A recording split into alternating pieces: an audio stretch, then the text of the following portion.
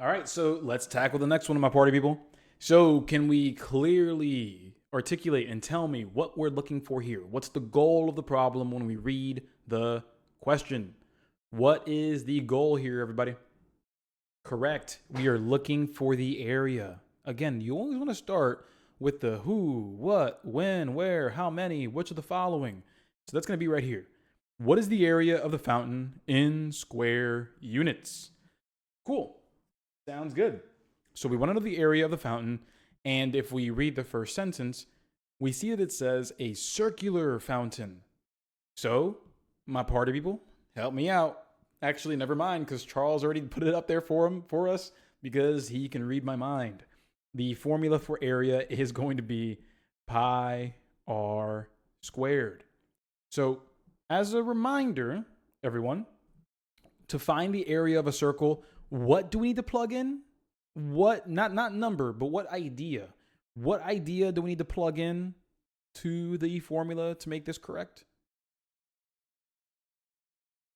Yeah, we've got to plug in that radius. Absolutely. We must plug in the radius. Let me go ahead and just put an arrow right there. Plug in the radius. Once we have that, we're in a good position. We're good to continue. But if we check out what's going on here, let's see what we have. It says a circular fountain in a park has two markers. Let's go ahead. When in doubt, let's draw this out. Again, you know me, I draw perfect circles all day. No need to use technology. So we see here that it says we have two markers placed on opposite points along the edge. So let's go ahead and say we have a marker over here and a marker over there on opposite ends. And we see that it's measured to be 16 units apart. Okay, so my party people, with that said, what did they give us? If we're measuring edge to edge and it's 16 units apart, what did they give us? Yeah, we're given the diameter. We are given the diameter. D equals 16 units. Again, though, my party people, what do we need for the formula, though? We're given the diameter, but what is it that we need, actually?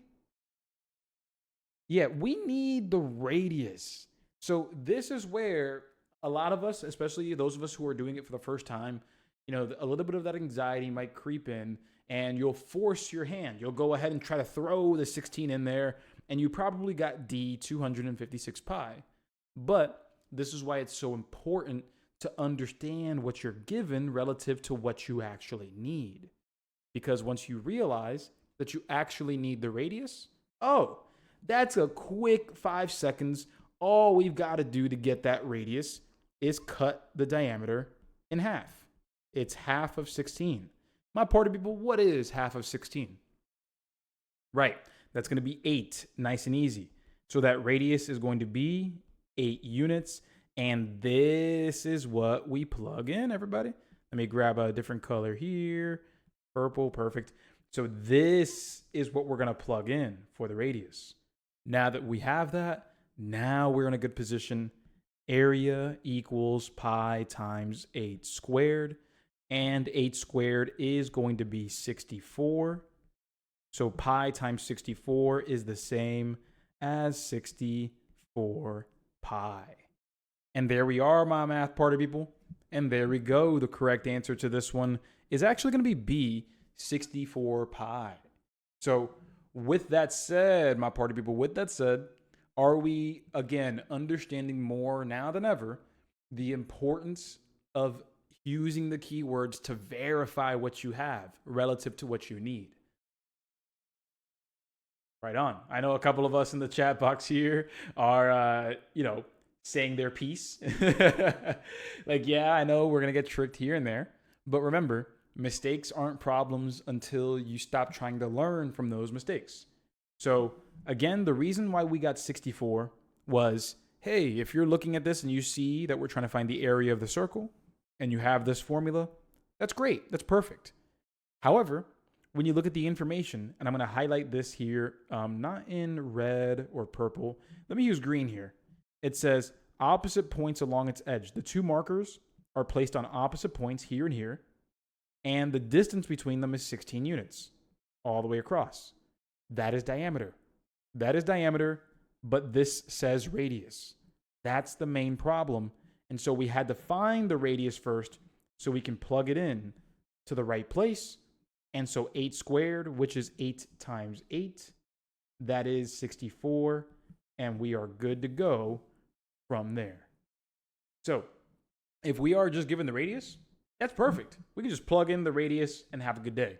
No other thinking needed. But here in this situation, we're given the diameter and we needed the radius. So we had to do just a little bit of work before we could plug and chug. So that's the difference. Just keeping a calm, cool, and collected tone to understand what you're given relative to what you need, and then make decisions. So with that said, everybody, are we ready for the next one? Right on. And I saw the last question there before it slips through. So it says express your answer in terms of pi. All of our answers still use pi. So no need to estimate with 3.14 and do the calculation. Not necessary in this problem. So let's go ahead and get this next one done, my party people. Yeah, no worries. I'm glad you asked.